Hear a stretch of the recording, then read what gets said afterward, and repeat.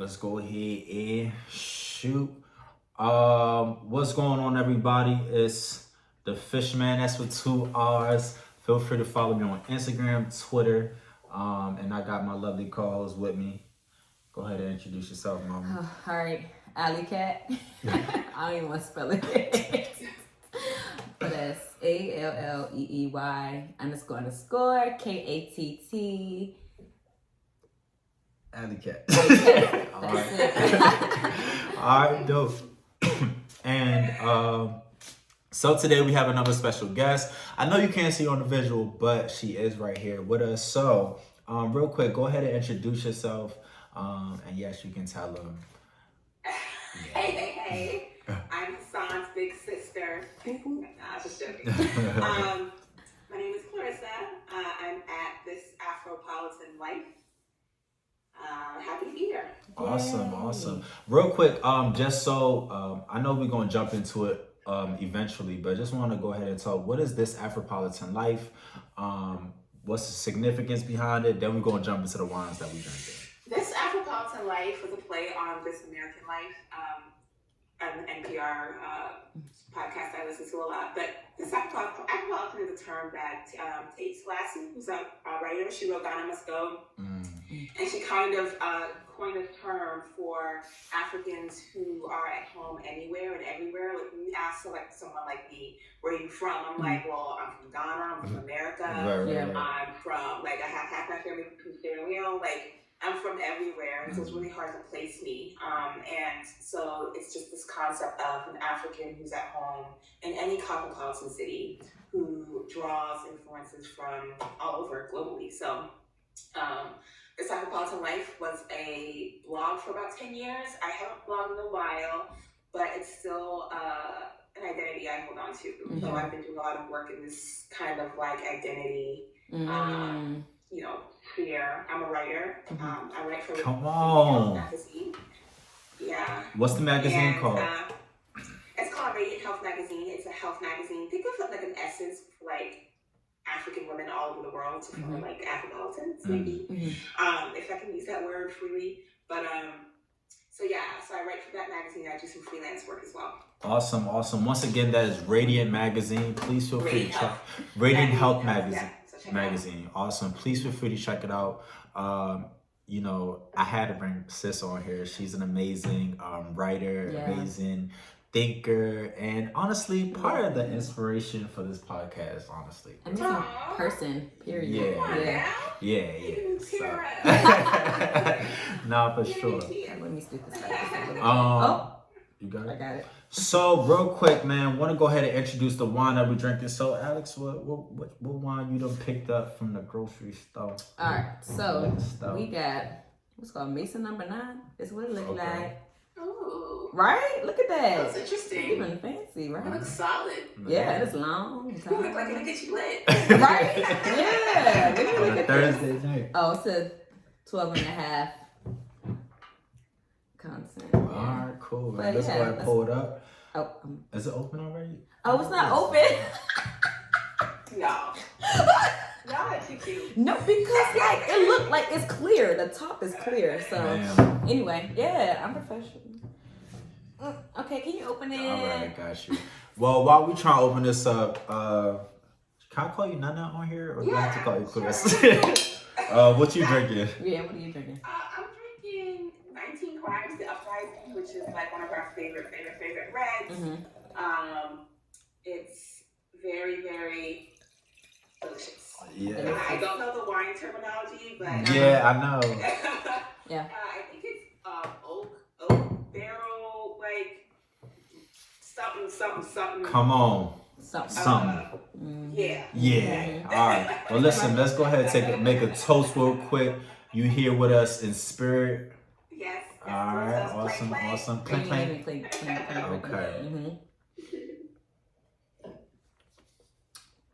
Wow. All right. Ooh. Is it dry? It's dry. It's dry. I don't like But it's good. It's not bad. It's not bad. We're trying to switch it up and do more of a white wine than red. Okay. That's what happens when you try to be on the fly. You try to switch things up. Yeah. It's all right.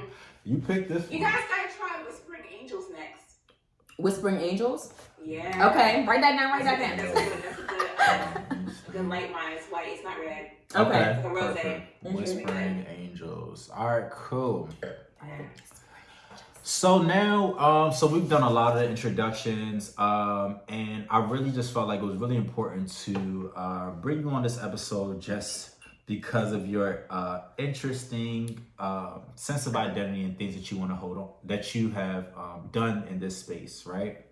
And so before we even jump in, I kind of want to go ahead and introduce this author and the book that we're reading today. It's called Homegoing by Yaa Gyasi. I hope I'm saying that correctly. All my Ghanaians will be mad at me if I'm not.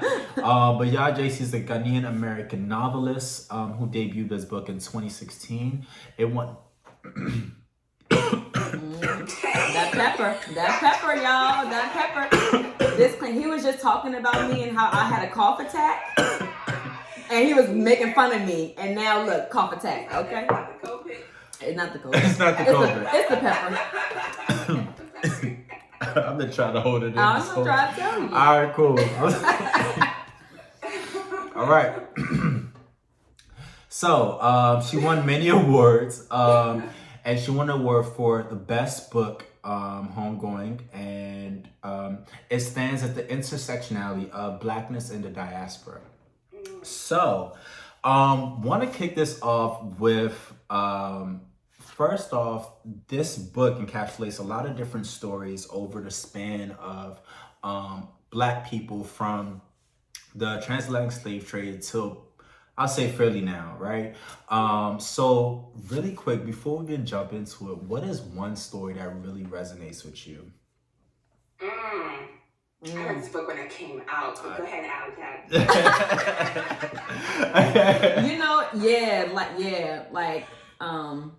I just started kind of like skimming through it, going back through it and picking it back up because I did read it like some time ago. Yeah. And it's a lot of stories, right? It's a lot of I'm ready. I know my place. Okay, then go ahead then. All right. Come on. So the story that resonated with me honestly was Big H. And oddly enough, right, in person, I'm relatively tall. I'm like, I'm 6 foot. Right. I'm 6'10", 250. But I've always embodied this idea of what it means to be like this Black. And I feel like when people think of Black people, they think of people like H, this big, broad, burly Black man who needs to be taken down by like 3 or 4 cops, right? And it's like, when they see me, that's who they think of. They think of this big Black person, right? And then at the end of his story, he then became an activist for his community, and he was also big on like uniting the people that was there, that were working at the mines. So that story kind of really resonated with me, just 'cause I feel like I've always sat at this place where even though I wasn't trying to be this big Black, burly, husky person, that's how people saw me. And well, white people, but I feel like Black people, they kind of just understood what it was. And I feel like now I'm trying to, bring people together, and I feel like his story kind of closely resonates with me. So now that I've said mine, we're gonna kick it over to one of y'all two.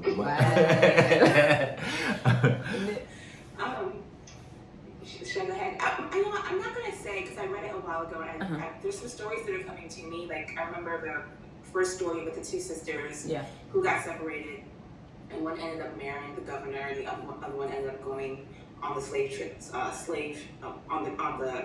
Was in the belly of the ship. I remember that distinctly. I also remember the story of the governor's son who was gay. And then, the other story, I don't know if it's the same story, but everyone coming back and not wanting anything to do with the richness of his, his rich lineage, and wanting to just kind of like disappear. And he ended up being with... That was James. James. Okay, so the stories aren't coming to me now, but I do remember the spirit of the book. And I do remember how beautifully everything came together over the 300 years span that she wrote about. And I also remember the end where the two college students, went Marcus back and to Marjorie. and they rebaptized themselves in the water, and that was beautiful to me because it was like coming home, and it's like, you know, just seeing everything with fresh eyes, right? And the spirit of the book was remarkable in that sense, and being able to capture all of the journeys of different kinds of Black people or different kinds of stories within the theme of that book. That was amazing. That was a very interesting feat. Oh yeah. For as little as the book is, it's not a big book. Right. Yeah. It's not. You know, but she was able to do that with amazing dexterity. Yeah. And I appreciate that about the book. So yeah, I'll go ahead and say that. That's my piece. All right. But beautiful. okay, so I feel like, do you agree with that? Or Absolutely. like and I kind of want to say a little bit more too. That it kind of touches on like different themes throughout, like just the Black experience, right? Like they were talking about mental health and drugs and like just different things that I'm like, whoa, like I can resonate with that because I see it, and my ancestors have been through it. So I thought that was beautiful, and then she like wrote it beautifully too. I was like, it was a page turner. I also think that she did a really good job of showing the parallel struggle. You know, a lot of times we talk about the African American struggle. You know, because we live in it, and it's like, you know, you got police brutality, you got slavery, you got, you know, Jim Crow, you got Reconstruction, you got the drugs of the 80s, you got Vietnam, you got there's so much that the African American colony, because that's what it was. It's you know, colonized people in America. There's so much that they have been through that, and also pioneered because of how forward and how aggressive and how much they've tried. Like they've tried everything to gain liberation. So they've done a lot of the work for a lot of other, you know, Black people around the world as a blueprint, right? But I think that Yaa Gyasi did a really good job of paralleling the struggle between the colony here and the colony there, and you know, in West Africa, because I mean they're both, if you think about it, both colonized people, and to a larger extent, I think I'm just gonna speak for Ghana. I think that, you know, we're still struggling with a lot of like the neo-colonialistic mindset, and you know, just this. Even though we may not have had a Vietnam War, influx of drugs, or all these different things that have, you know, definitely been highlight reels in the African American experience, there's definitely a struggle that is not talked about in West Africa. I'm gonna say more specifically because it's the country I'm you know, so I think she did a really good job of showing the parallel struggle, so African Americans can see themselves in the African struggle, and Africans can see themselves in the African American struggle. So I think that was a highlight for me. Perfect bridge. I know it. Like honestly, after reading this book, I gained so much more perspective on myself and the world around me. And I remember telling everybody I knew to read this book, because I was like, yo, I'm just so tired of this divide between the African Americans and like the Africans, and it just felt so unnecessary because we both went through some type of trauma. And granted, and I always say like Africans, when they leave Africa and come to America, they're able to remove themselves from their trauma for a second, and I feel like they're able to then be a little objective to what plight is going on in America and have to understand what plight is going on in Africa, right? And but I feel like that isn't always the other side of the coin, whereas a lot of African Americans are able to then remove themselves from their trauma and kind of go be in Africa and see and then be objective about what it's like living in America and what it's like living in Africa as well. You know what I mean? So all right, we just talked about a lot real quick, but I kind of wanted to know, because I feel like this book talks a lot about the stories behind identity, right? And so, how do you identify, and how does that connect to your story? Mm-hmm. So I'm gonna start with you, and then Oh, we so can- with me. We always start with the guest. No, but I think it won't be fast. It will be. So, Actually, no, I'm not gonna go. You know what? Because I think I'm in a space where I'm currently trying to kind of redefine my identity. I think I took on the identity, of course, of a Black woman, but then I was like taking on things that I felt like were not necessarily mine, if that makes sense. Like, I kind of found myself like taking on the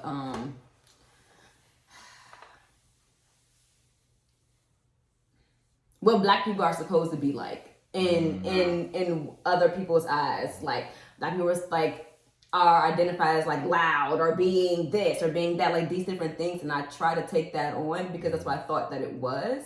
Because like my mom, she didn't like. She was just herself. She wasn't like I'm Black. I'm a Black woman. Like, it wasn't any of that going on in my world, in my space. So I was just Alex. I was not little Black girl Alex. I didn't like own a sense of Blackness. I just was.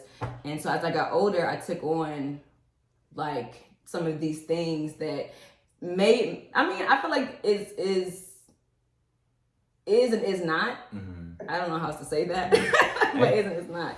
Hey sis, I have a question, right? So I remember when I went to Ghana. I went when I was 2, right? And I stayed there, and I remember when I came back when I was like 7, 8. It was my 8th. I was coming back during the summer of my 8th birthday, right? Shout out to all the Leo babies.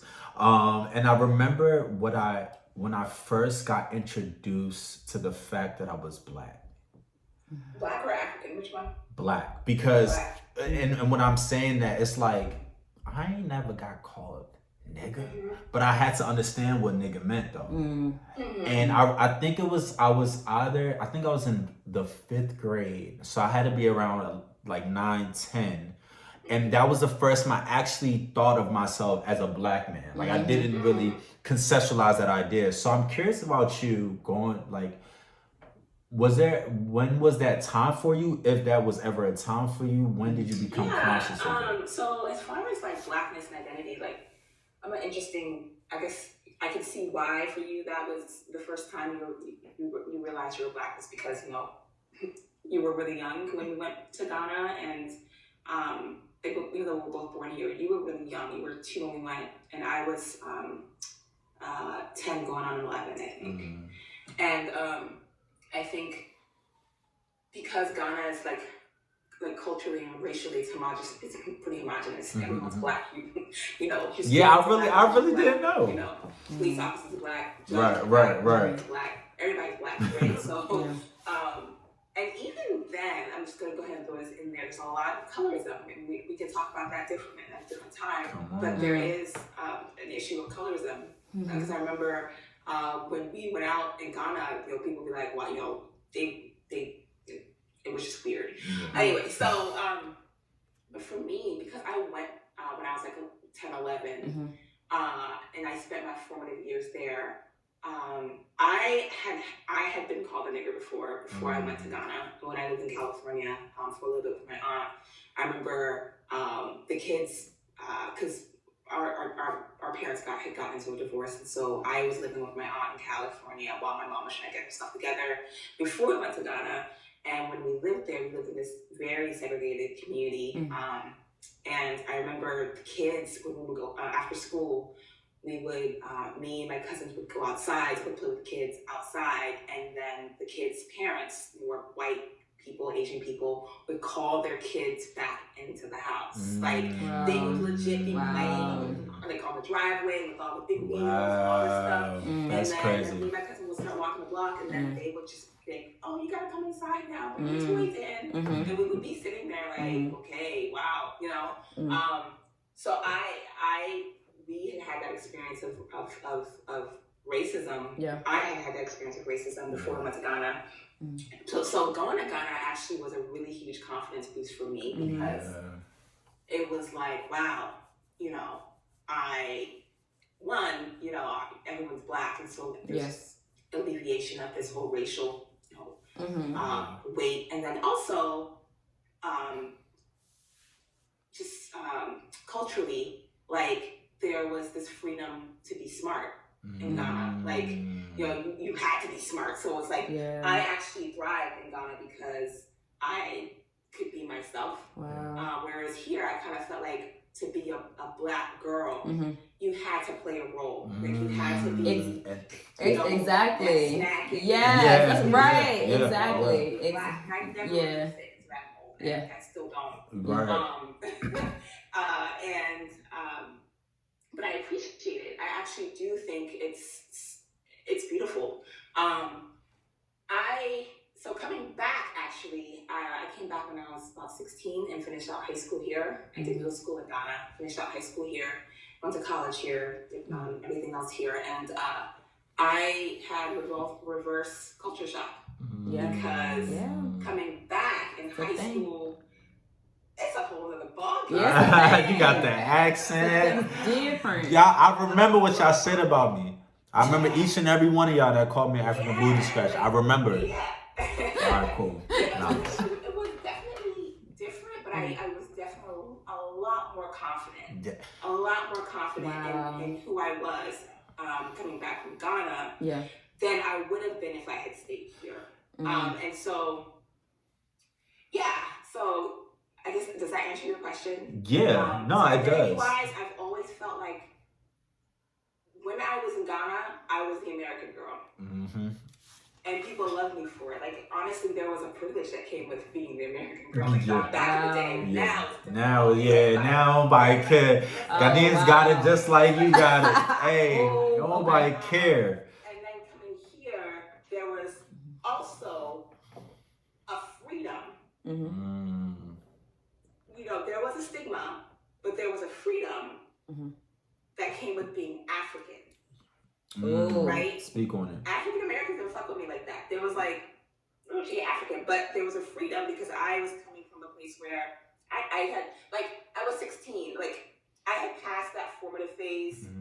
I wasn't interested in, like, making friends and playing dumb or, you know, not finishing my work like all the other kids were doing, like, you know, cussing out the teachers. I went to a good school. Like, it was like 90% Black. In Maryland. Like, I was not interested in being, you know, the stereotype of what a Black girl is supposed to be. And unfortunately, I didn't have a lot of friends, but I didn't care. Right. So there was a reverse culture shock. And there, until this day, I still feel like I'm not African enough to be African, and I'm not American enough to be American, but I'm okay with just being in between now. I'm old enough where it's like, it's not a big thing. And now, like, it's dope to be different. Like, everybody wants to claim African. Everybody, hey, look. Listen, you had to, it was a struggle out here. Okay. It was a real struggle. So, you know, just to add on to the story in a weird way, mine was the opposite. I felt less confident being in America because the thing that had made me feel that had gave me a sense of familiarity in these homogeneous groups, now I was starting to stand out. Now I would be the darkest kid in my class. Now I would be the darkest kid in the crayon box, and this was like the first time it made sense. Like, oh, my color is like the issue. Like, I remember literally like crying, like coming home, like bawling my eyes out. Like, I just didn't feel confident at all, you know. And I feel like in the reverse, I kind of like slipped on that. But I wanted colorism is an issue. I feel like we can get into that for like days and days and days. We could. I remember when you were 2, we went to this like this happening restaurant in Accra, and you were playing on like they had like a little playground inside the restaurant for kids, and the people who worked there were like thought that you were like one of the cool little boys, like one of the street kids, because you were so dark and you had like BDs in your head. And so my mom actually had to go cuss the girl out. And mom didn't give a fuck. Mom was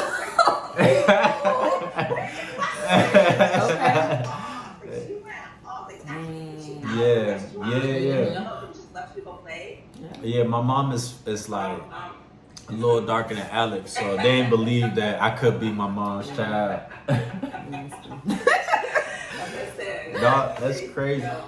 All right, so the next thing I kind of wanted to, and I feel like it's a good segue, is 23andMe, right? And blackness.com. Yeah. And the, I have. what's the other one? I forgot. Yeah, The all of main them. one. All of them. DNA something. Ancestry.com. All right. So I have, and I've spoken to a lot of my cousins who, you know, are Black American. I call y'all cousins because y'all still family. And there's this like, yo, I gotta take the DNA test. I really want to know where I'm from, and I'm always like, no, you don't have to, right? But the reason why I say that is because I feel like, all right, if you just look at West African culture, it's all synonymous. It's like they're different, they're so similar, and they're like different variations of the same thing. So for me, I'm like, yeah, you're gonna get that you are Ghanaian, but even the borders that Ghana is created off of is not even by Ghanaians, right? It's like, to me, and to me, I'm just like, I feel, and I understand the frustration, right, of not knowing. Like I get it. Granted, I could probably never actually empathize with that feeling, but it's because like, you know where you're from. Yeah, right. We've had this. So as you, as like, you know, a Black American, how do you feel about it? And there's two questions. How do you feel about it? And then two, what connection do you think we can make with Black people in America and Africans, right? And then that's just gonna be the question for everybody to answer. But you can start. Yeah, so I'm gonna start with the first one. Yeah, go ahead. Because I don't remember what you said the second one. I got you. I don't remember that. So when we first had the conversation, I was feeling like no, like it feels like, at the time I felt like still a little lost in my identity. So I felt like I had to go back and I had to know like where I'm from in order to complete myself. But I think I'm at a point where it's like, you know, your identity is like your kind of like almost like your nationality a little bit. It's like I'm from America, Right. and so that is like a part of my identity. And I mean, if you want to know, I feel like it's nothing wrong with wanting to know, but I think like you should want to know for like more of like your genetic disposition, like health reasons, or like maybe mental health reasons. I think that would be like, now that would be the reason why I would try to figure it out, just so I can like see like where some of my my health concerns kind of lie at. But other than that, it's not going to complete me as who I am, or like, you know, I've been told like I'm from South Africa, and, you know, I'm with Hassan, so I'm Ghanaian, so it's like I'm going different types. I'm like, and I'm like, that's cool, but it doesn't, I mean, whatever. Right. But it just, if you want to know, like, I mean, it's no shame, of course, but it doesn't make your like who you are. Right. And also, so I think American culture is culture. Yes, like exactly. People right, that's exactly. all over the world are biting off American culture, you know, and so I just want to add that. But Black culture? Black culture is culture. I feel like it has its traditions, it has its its language, it has its everything, right? So for me, I'm like, I think we have to stop. I think Africans have to stop looking at Americans as though they have no culture. Yeah. And have to look at it as a cultural exchange, because you're benefiting from a Black American culture. You over here talk about, you know, nigga this, nigga that. You got bandanas. That ain't true. Yeah. That ain't true. That's not true. That's, Not true. I think culture, go ahead. culture is definitely fluid. especially now that, Yeah. especially now with globalization, the world's just so much smaller.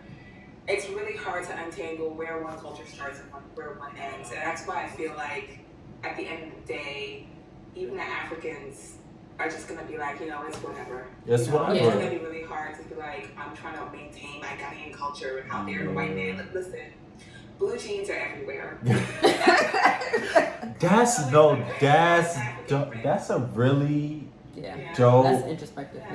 perspective. So Blue it's jeans are African print. everywhere. Blue jeans are everywhere, and African print. As long as people are watching TV, getting stamps in their passports, going to Ghana for Christmas break, and chilling hard and heavy, it's gonna be like the Gambians and the Ghanaians and somebody from Compton. It's gonna be like there are gonna be so many like identity overlaps. That it is what it is. I think that it's important for I think it's important for Black people to know where if they want to know where they're from. I think if that's your prerogative, great, go for it.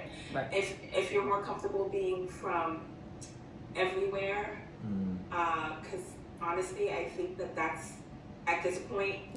I think that's the main thing. Like Kwame Nkrumah said, he's African because he's at home anywhere. When he was exiled in the Gambia, he said something along the lines of, I'm at home here because I'm in Africa. Like everywhere in Africa is home. And for me, I'm gonna take that a step further. Like everywhere there's Black people, I'm home. Come on. You know what? That's what made me think of like when you were talking about this Afropolitan life, right? It's like I'm home wherever I am, wherever you are. I can go to Brazil, Banya, and just be like, I'm home. Exactly. They understand things about me, and I understand things about them. We might not speak the same language, but I tell you what. Come on. If I need my hair braided, they'll point me in the right direction. Right. If I need some cornrows, like, all right, I'll hook you up. Some locks. But, the fried plantanos, listen. Platanos with it's all the same. Modoros. Right. Dominican Republic, same thing. I'm at home where it was Black people. So I think that the work now, I think that whole work of, getting Black people or African Americans rather, to Black Americans, whatever we're calling ourselves these days, the work of getting them to acknowledge Africans as comrades or as sisters and brothers. I think that work has been done.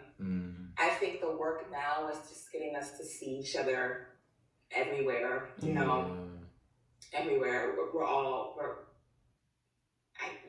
the same. And if we can see ourselves as one people in a diasporic culture, and I think that we'll be in a better place. So that was nice. No, literally, I was about to ask you, like, what do you think we should do? So you beat that question. We don't have to convince each other anymore. Like, I don't have to convince to come to Ghana for vacation. Like, that's like, it's standard. It's a given. It's a given. Why you not coming? Listen. People know that we don't live off trees. Listen. And ride elephants anymore. You know what's crazy though, sis? You know what's crazy? What? I really feel like there's still yes, I know we supposed to be, thinking and progressive and kumbaya, but there's still a group of people who really think that. Like, who really think that African people are just like at the bottom. Like, even when I was teaching in New York, right? One of my parents, and I mean, it could be a one-off instance, but it's just the reality of the situation, right? One of my parents, she was from Trinidad and Tobago, right? And she was like, she literally made a comment about having lions and tigers and stuff, and I was like, you was like 36 years old talking like that. Like, it wasn't like she's like some old woman. And sorry, I just had to add that. Yeah, but I think there's two things with that. There's one, willful ignorance. Okay. I remember in high school, this girl named Marquita was like, I ain't Black African because I'm Black. I'm from Africa. What you mean? What you mean? Africa? And she was like really hurt. And I was like, I was fresh off the boat. Like, Black people from Africa. And she's like, what? I ain't from Africa. What you mean? No. And And just because I'm black, doesn't mean I'm from Africa.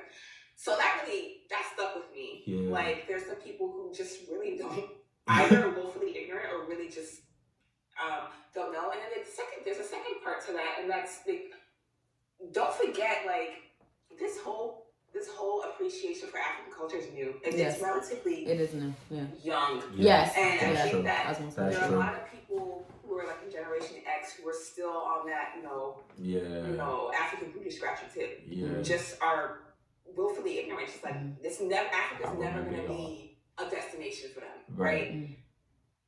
The reason why it's so young is, like, I think that a lot of the young people, second generation Africans, kids of African immigrants, who went to school went to high school, elementary school, were born here, are literally bicultural. Like, they're both African American. The African American experience as far as like being black in America, maybe not necessarily shared in the street, but having the experience of racism, of police brutality, like having that experience of being black in America or being in one colony for another. We've basically lived both of those experiences. And so I think for most of us, we're cultural bridges. So we are African Americans, but African Americans can speak to us like, oh, what's that you eating? Jollof rice? Let me taste that. Right. Oh, it's good. Right.